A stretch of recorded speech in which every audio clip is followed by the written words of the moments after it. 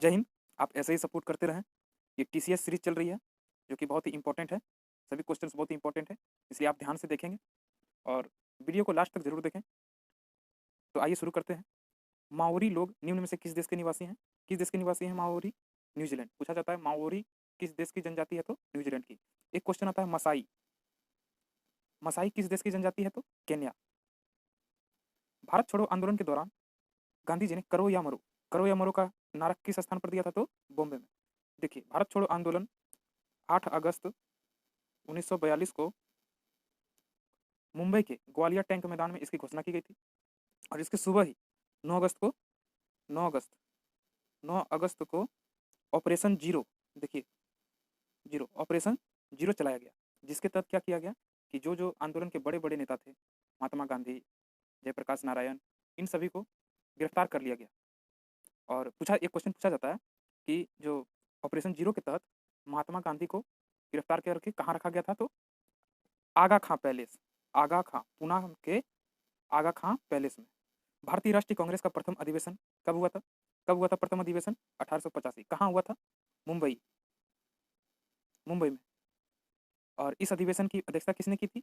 व्योमेश व्योमेश चंद्र बनर्जी। और देखिए, अब आगे चलते हैं कि भारतीय राष्ट्रीय कांग्रेस की जो है स्थापना किसने की? क्वेश्चन पूछा जाता है कांग्रेस की स्थापना किसने की थी? तो ए ओ ह्यूम। और एक क्वेश्चन पूछा जाता है कि जब कांग्रेस की स्थापना हुई थी तो उस समय गवर्नर जनरल कौन थे? कौन थे? डफरिन। डफरिन बहुत ही इंपॉर्टेंट क्वेश्चन है, पूछा जाता है कि कांग्रेस की स्थापना के समय गवर्नर कौन थे? तो डफरिन। कांग्रेस की स्थापना किसने की? ए ओ ह्यूम। प्रथम अधिवेशन कब हुआ था? 1885। कहाँ हुआ था? मुंबई में। प्रथम अधिवेशन की अध्यक्षता किसने की थी? तो व्योमेश चंद्र बनर्जी। भारत में राष्ट्रीय एकता परिषद के अध्यक्ष कौन होते हैं? तो प्रधानमंत्री। एक और क्वेश्चन आता है कि सी एस आई आर एक संस्था है, मतलब CSIR के पदेन अध्यक्ष कौन होते हैं? तो भारत के प्रधानमंत्री। क्वेश्चन पूछा गया, CSIR के पदेन अध्यक्ष प्रधानमंत्री होते हैं। अन्य जीवाश्म द्वारा तैयार की गई जटिल सामग्री को कौन सा पोषण अंतर्ग्रहण करता है? देखिए, आंसर क्या है? हेट्रोट्रोपिक पोषण। हेट्रोट्रोपिक पोषण को ही परपोषी परपोषी पोषण कहा जाता है, मतलब दूसरे जीवों के ऊपर निर्भर रहना। और स्वपोषी एक आता है स्वपोषी। स्वपोषी पोषण में क्या होता है कि जीव अपना भोजन स्वयं बनाते हैं। कौन बना सकते हैं अपना भोजन? तो पेड़ पौधे हो गए। और एक होता है नीलहरित शैवाल। नीलहरित शैवाल, इसको साइनोबैक्टीरिया भी बोलता है। तो ये सभी अपने से अपना भोजन पका लेते हैं, इसलिए ये स्वपोषी जीव हो गए। जाट जाति का प्लेटो किसे कहा जाता है? तो सूरजमल। निम्न में से किस खेल या स्पोर्ट में खेलते समय एकजुटता होती है? देखिए, ये क्वेश्चन इसलिए लिए हैं कि आप वहाँ पे कॉमन सेंस का यूज करके आप आंसर कर पाएँ। देखिए, किस खेल में एकजुटता कर सकते हैं? ये लॉन्ग जंप में तो नहीं, गोला फेंक में तो नहीं, सो इसमें तो नहीं। देखिए, बास्केटबॉल में एक टीम के रूप में खेलना पड़ता है। यही यहाँ पे कॉमन सेंस लगा के क्वेश्चन पूछा गया, को आप ऑप्शन से छांट सके टिक कर सकते हैं। देखिए कैसा कैसा क्वेश्चन पूछा जाता है। निम्न में से कौन सी विश्व की सबसे लंबी पर्वतीय श्रृंखला है? कौन सी है? तो एंडीज। एंडीज सबसे लंबी पर्वतीय श्रृंखला है जो कि दक्षिणी अमेरिका में है। एक है क्वेश्चन, देखिए यहाँ यूराल। यूराल पर्वत के बारे में क्वेश्चन पूछा जाता है कि एशिया एशिया और यूरोप को कौन अलग करता है? एशिया यूरोप को कौन अलग करता है? तो यूराल पर्वत। अंतर्राष्ट्रीय पुनर्निर्माण और विकास बैंक आईबीआरडी, आईबीआरडी किस नाम से जाना जाता है? तो विश्व bank, world bank. World bank का मुख्यालय कहाँ है? Washington, Washington DC. एक और है आईएमएफ, आईएमएफ अंतर्राष्ट्रीय मुद्रा कोष। इसका भी मुख्यालय कहाँ है? वाशिंगटन डीसी में ही। और विश्व बैंक के जो विश्व बैंक में सम्मिलित देशों की संख्या कितनी है? 189। परिनालिका के भीतर चुंबकीय फील्ड लाइन या चुंबकीय क्षेत्र रेखा किस रूप में होती है? तो समांतर सीधी लाइन। कि वस्तुओं और सेवाओं की आपूर्ति के लिए शिल्प निर्माता जातियों और ग्राम समुदाय के बीच व्यवस्था को क्या बोलते हैं? तो जजमानी प्रणाली। आप आसान भाषा में समझ सकते हैं कि मान लीजिए गांव में जो बढ़ई लोग होते हैं, वे लोग किसानों का हल कुदाल ये सब बनाते हैं। तो उस टाइम वे उनसे कुछ भी नहीं लेते हैं, जब फसल हो जाता है तब उनसे वो लेते हैं। तो पहले उन्होंने अपना सेवा दिया, फिर बाद में सेवा के लिए उन्होंने वस्तु प्राप्त किया किसान से। तो इसी को क्या बोलते हैं? जजमानी प्रणाली। प्रतिरोध में छितराई विद्युत ऊर्जा को डैश के द्वारा व्यक्त किया जाता है। किसके द्वारा व्यक्त किया जाता है? तो VIT। देखिए ये डायरेक्ट सूत्र से पूछ लिया है क्वेश्चन। W बराबर VIT। एक और फॉर्मूला आता है H बराबर I स्क्वायर RT। ये होता है हीट, उष्मा। कितना उष्मा क्षय हुआ? तो I स्क्वायर RT। ये फॉर्मूला है, याद रखिएगा। H बराबर I स्क्वायर RT या W बराबर VIT। ऊर्जा का मात्रक क्या होता है? तो जूल। भारतीय संविधान के अनुच्छेद 51A में मौलिक कर्तव्यों में क्या आता है? मतलब कितने मौलिक कर्तव्य आते हैं? तो 11 मौलिक कर्तव्य। देखिए ध्यान रखने वाली बात है कि जब मौलिक कर्तव्य को शामिल किया गया था, कब किया गया था? 42वां संविधान संशोधन 1976 के तहत। 42वां संविधान संशोधन 1976 के तहत मौलिक कर्तव्य को शामिल किया गया। और किस समिति की सिफारिश पे? तो सरदार स्वर्ण सिंह। पूछा गया है, सरदार स्वर्ण सिंह समिति की सिफारिश पे मौलिक कर्तव्य को लागू किया गया था। और मौलिक कर्तव्य किस देश से लिया गया है? पूछा गया है कि मौलिक कर्तव्य का प्रावधान किस देश से लिया गया? तो रूस। इंपॉर्टेंट है सभी। और यहाँ पे देख लेंगे कि जब मौलिक कर्तव्य को लागू किया गया था तो उस समय मूल रूप से 10 मौलिक कर्तव्य थे। लेकिन 86वां संविधान संशोधन, देख लीजिए, 86वां संविधान संशोधन के तहत क्या किया गया? 11वां मौलिक कर्तव्य, 11वां मौलिक कर्तव्य को शामिल किया गया। 11वां मौलिक कर्तव्य क्या था? कि जो 6 वर्ष से 14 वर्ष के जो बच्चे हैं उन्हें प्राथमिक शिक्षा प्रदान की जाए। ये मौलिक कर्तव्य के रूप में शामिल किया गया 11वां मौलिक कर्तव्य। तो क्या क्या हम पढ़े हैं कि मौलिक कर्तव्य जो है कहाँ किस देश से लिया गया? रूस से लिया गया। किस संविधान संशोधन के तहत शामिल किया गया? तो 42वां संविधान संशोधन। कब? 1976 में। किस समिति के सिफारिश में? तो सरदार स्वर्ण सिंह समिति। मूल रूप में कितने मौलिक कर्तव्य थे? तो पहले 10 कर्तव्य थे, बाद में 86वां संविधान संशोधन के तहत 11वां मौलिक कर्तव्य जोड़ा गया। तो वो कौन सा था? कि 6 वर्ष से 14 वर्ष के जो बच्चे हैं उन्हें मौलिक शिक्षा या प्राथमिक शिक्षा। कोशिकीय शोषण के दौरान निर्गमित ऊर्जा का प्रयोग करके संश्लेषित अणु क्या है? देखिए एक क्वेश्चन में समझाने के लिए बोला है कि जब कोशिकीय शोषण होता है तो जो ऊर्जा उत्पत्ति होती है वो किस रूप में होती है? तो ATP। ATP पूछा गया है कि ATP का फुल फॉर्म क्या होता है? याद रखिएगा, एडिनोसिन ट्राइफॉस्फेट। क्या? Adenosine triphosphate. बहुत बार पूछा गया है ATP का फुल फॉर्म। 1946 में बनी अंतरिम सरकार में रक्षा मंत्री कौन थे? रक्षा मंत्री उस समय कौन थे? तो सरदार बलदेव सिंह। और जो जगजीवन राम क्या थे? श्रम मंत्री। जगजीवन राम श्रम मंत्री थे अंतरिम सरकार में और बलदेव सिंह रक्षा मंत्री थे। प्रायद्वीपीय भारत में निम्न में से किस नदी का सबसे बड़ा बेसिन क्षेत्र है? किसका है? तो गोदावरी नदी। देखिए गोदावरी नदी को ही वृद्ध गंगा बोलते हैं, वृद्ध गंगा बोलते हैं गोदावरी नदी को। और आप देख सकते हैं एक ऑप्शन है कावेरी।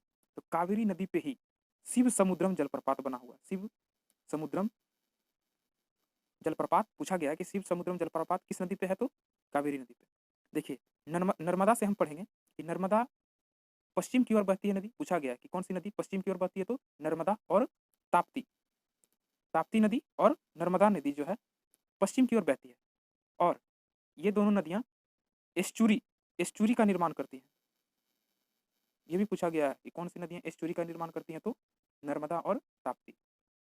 और माही से हम क्या पढ़ेंगे? माही से एक बड़ा बढ़िया सवाल आता है कि वह कौन सी नदी है जो कर्क रेखा को 2 बार काटती है? तो इसका आंसर क्या हो जाएगा? माही नदी। पेट्रोलियम के कच्चे पदार्थ का उपयोग करते हुए सभी सिंथेटिक फाइबर कई प्रक्रियाओं द्वारा तैयार किए जाते हैं, उन्हें क्या कहा जाता है? तो पेट्रोकेमिकल। भारत में श्वेत क्रांति के जनक कौन थे? भारत में श्वेत क्रांति के जनक कौन थे? वर्गीज कुरियन। ठीक है, श्वेत क्रांति का संबंध किससे है? तो दूध से। ये भी पूछा गया है। और देखिए ऑप्शन में एक है MS स्वामीनाथन। MS स्वामीनाथन को MS स्वामीनाथन को हरित क्रांति का जनक बोलते हैं। हरित क्रांति का जनक किसे बोला जाता है? MS स्वामीनाथन। और ये भी पूछा गया कि ये तो भारत में हो गए, भारत में हरित क्रांति के जनक हो गए MS स्वामीनाथन। और विश्व में पूछे तो विश्व में हरित क्रांति के जनक कौन हो गए? Norman Borlaug. Norman Borlaug Borlaug Borlaug. और देखिए एक ऑप्शन है यहाँ श्रीधरन। श्रीधरन को मेट्रो मैन, जो हम लोग देखते हैं दिल्ली मेट्रो, कोलकाता मेट्रो, इन्हें मेट्रो मैन ऑफ इंडिया बोला जाता है। Metro man of India Sreedharan को बोला जाता है। वर्गीज कुरियन को क्या बोला जाता है? श्वेत क्रांति के जनक। MS स्वामीनाथन को क्या बोला जाता है? भारत में हरित क्रांति के जनक। और नॉर्मन बोरलॉग को क्या बोला जाता है? विश्व में हरित क्रांति के जनक। ये सभी इंपॉर्टेंट क्वेश्चन है, आप इन्हें याद रखिए। ब्रिटिश भारत में थियोसॉफिकल सोसाइटी का मुख्यालय कहाँ था? कहाँ था? मद्रास में। देखिए थियोसॉफिकल सोसाइटी की स्थापना 1875 में की गई थी न्यूयॉर्क में। न्यूयॉर्क में। किसके द्वारा? मैडम ब्लाटवस्की, ब्लाटवस्की के द्वारा की गई थी थियोसोफिकल सोसाइटी की स्थापना। कब? 1875 में। कहाँ? तो न्यूयॉर्क में। और मद्रास में इसका केंद्र खोला गया था और उसका चीफ किसे बनाया गया था? तो एनी बेसेंट। मानव में निम्न में से क्या घुलनशील नाइट्रोजन यौगिक के रूप में मलोत्सर्ग पदार्थों को हटाता है? किस रूप में? नाइट्रोजन यौगिक के रूप में। तो कौन? नेफ्रॉन। देखिए नेफ्रॉन को ही ब्रिक, ब्रिक को इंग्लिश में किडनी बोलते हैं। किडनी की क्रियात्मक या संरचनात्मक इकाई है नेफ्रॉन, याद रखिए। और एक आता है न्यूरॉन। न्यूरॉन किसकी इकाई है? तो तंत्रिका तंत्र की इकाई को क्या बोलते हैं? न्यूरॉन। निम्न में से किस देश में विश्व का सबसे अधिक तापमान रिकॉर्ड किया गया था? किस देश में किया गया था? तो लीबिया। लीबिया की राजधानी है त्रिपोली। अल्पसंख्यकों के हित की रक्षा से संबंधित भारतीय संविधान का कौन सा अनुच्छेद है? कौन सा अनुच्छेद है? अनुच्छेद 29। अब देखिए अनुच्छेद 17 का संबंध है अस्पृश्यता, छुआछूत या अस्पृश्यता का अंत जो है अनुच्छेद 17 के तहत है। अनुच्छेद 24 का संबंध है बाल मजदूर, जो बाल मजदूर होते हैं, छोटे बच्चे होते हैं, उन्हें कहीं काम नहीं लिया जा सकता है। उस पुर्तगाली खोजकर्ता का क्या नाम था जिसने 1498 में यूरोप से भारत के नए समुद्री मार्ग की खोज की? कौन था? Vasco D gamma. देखिए वास्को डी गामा कहाँ के थे? पुर्तगाल के। कब भारत आए थे? 1498 में। सबसे पहले कहाँ आए थे? कालीकट, कालीकट में। युद्ध, बाह्य आक्रमण या सशस्त्र गदर के कारण आपातकाल को किस नाम से जाना जाता है? किस नाम से जाना जाता है? तो राष्ट्रीय आपातकाल। भारत में राष्ट्रीय आपातकाल कब लगाया गया था? 1975 में। देखिए 3 प्रकार के आपातकाल होते हैं। पहला होता है राष्ट्रीय आपातकाल। किस अनुच्छेद के तहत? 352 के तहत राष्ट्रीय आपातकाल पूरे भारत में लगेगा। दूसरा होता है राष्ट्रपति शासन। जब किसी राज्य का मुख्यमंत्री शासन नहीं चला पा रहा होता है बढ़िया से, तो वहाँ राष्ट्रपति शासन लग जाता है। किस अनुच्छेद के तहत? 356। एक होता है वित्तीय आपातकाल। वित्तीय आपातकाल का संबंध है अनुच्छेद 360 से। निम्न में से किसे भारतीय अर्थव्यवस्था का वास्तुकार कहा जाता है? किसे कहा जाता है? पीसी महालनोबिस।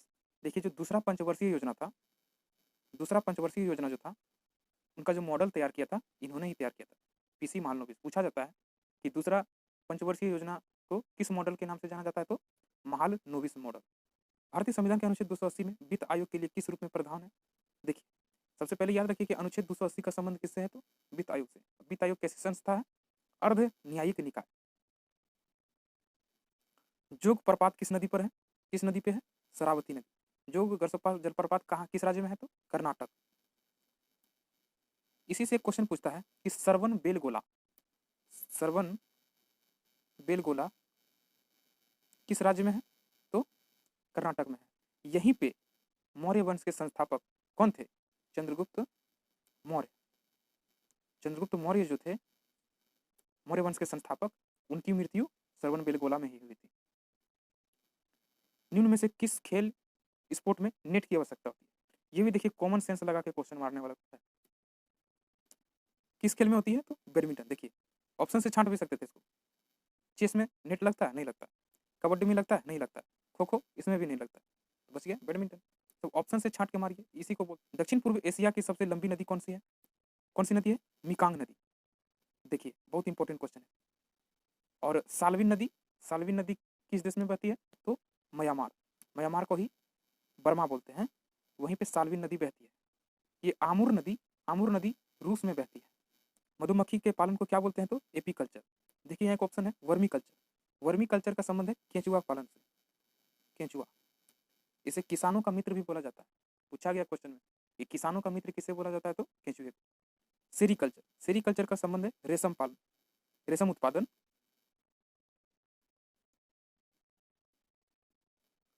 विधायी निकाय के रूप में स्वतंत्र भारत की प्रथम संसद की अध्यक्षता किसने की थी? जीवी मावलंकर, गणेश वासुदेव मावलंकर।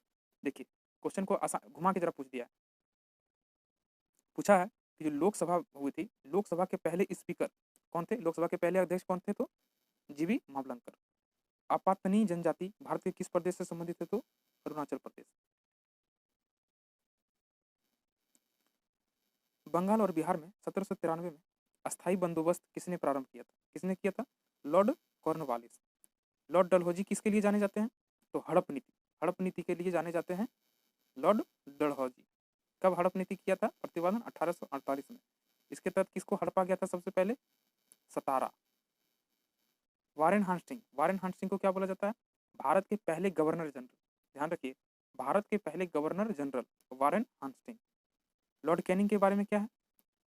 कि जो 1857 का क्रांति हुआ था, 1857 का क्रांति, उस समय वायसराय कौन थे? तो लॉर्ड कैनिंग।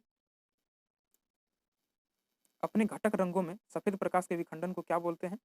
देखिए मेरे अनुसार से इसका आंसर वर्ण विक्षेपण होना चाहिए था, वर्ण विक्षेपण, लेकिन ऑप्शन को छांटते हुए इसका आंसर प्रकीर्णन सही है। औद्योगिक नीति संकल्प को भारतीय संसद द्वारा किस वर्ष अपनाया गया? तो 1956। ये डायरेक्ट क्वेश्चन पूछा गया है। भारत में नई आर्थिक नीति कब प्रारंभ की गई? 1991 में। अब देखिए आपने पढ़ा होगा वैश्वीकरण, उदारीकरण, निजीकरण, ये कब शुरू किया गया था? तो 1991 में। उस समय भारत के प्रधानमंत्री कौन थे? पीवी नरसिम्हा राव, पीवी नरसिम्हा थे उस टाइम के प्रधानमंत्री। जब वसा और तेल का ऑक्सीकरण किया जाता है तो वे क्या हो जाते हैं? दुर्गंध युक्त हो जाते हैं और उनकी स्वाद में परिवर्तन हो जाता है। अधिकतम अवधि सीमा क्या है जिसमें राज्यसभा मुद्रा विधेयक को पारित कर सकता है? तो देखिए जो धन विधेयक वगैरह होते हैं, धन विधेयक का प्रावधान अनुच्छेद 110 में है। तो धन विधेयक को जो राज्यसभा होती है वो 14 दिन से ज़्यादा नहीं रोक सकती है। ये भी क्वेश्चन पूछा गया है कि धन विधेयक किस सदन में पेश किया जाता है? तो लोकसभा में। और राज्यसभा इसको 14 दिन से ज़्यादा नहीं रोक सकती है। भारत के संविधान में वर्तमान में कितने भाग हैं? देखिए कितने भाग हैं वर्तमान में? 25।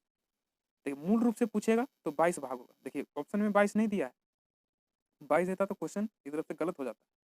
तो मूल रूप से पूछेगा तो 22 भाग हो जाएंगे और टोटल पूछ दे टोटल कितने भाग हो गए कुल आधुनिक वर्तमान में? तो 25। देखिए कैसे कैसे जुड़ जाता है, मूल रूप से 22 ही है, लेकिन एक देखिए मान लीजिए 4 का ए जोड़ दिया है, 4 का ए मौलिक कर्तव्य से हो गया, 9 का ए जोड़ दिया है सहकारी समिति से संबंधित, जब छोटे छोटे 2-3 को जोड़ दिए हैं और पूरा दिया कितना? 25 पूरा दिया है। लेकिन 22 रहेगा तो हम लोग 22 ही मारेंगे। वन अनुसंधान संस्थान कहाँ स्थित है? तो देहरादून। यूनियन सूची में मूलतः कितने विषय हैं? देखिए देखिए इंग्लिश में दे दिया, पूछा है कि केंद्र सूची में कितने विषय मूलतः थे? तो 97 विषय। देखिए भारतीय संविधान का 7वां अनुसूची में जो शक्तियों का विभाजन के बारे में बताया गया, किसमें बांटा गया शक्तियों को? तो केंद्र सूची, राज्य सूची और एक है समवर्ती सूची। 3 प्रकार की सूचियों में शक्तियों को विभाजित किया गया। किस अनुसूची में संबंधित है? तो 7वीं अनुसूची में। क्वेश्चन क्या पूछा है कि केंद्र सूची में कितने विषय थे मूलतः? तो 97 विषय। उच्च उपज किस्म HYV का उपयोग करके, ये HIV नहीं है, HYV हाइब्रिड बीज इसको बोलता है, करके अनाज के उत्पादन में एक बड़ी मात्रा में वृद्धि के लिए निम्न में से किसे जाना जाता है? तो हरित क्रांति। ये हरित क्रांति का जो सबसे बड़ा प्रभाव रबी फसलों पर पड़ा था, रबी फसल में भी विशेष तौर पे गेहूं के उत्पादन पे। और हरित क्रांति का जनक भारत में किसको बोला जाता है? तो MS स्वामीनाथन को। और पूछेगा कि विश्व में हरित क्रांति के जनक कौन है? तो नॉर्मन बोरलॉग।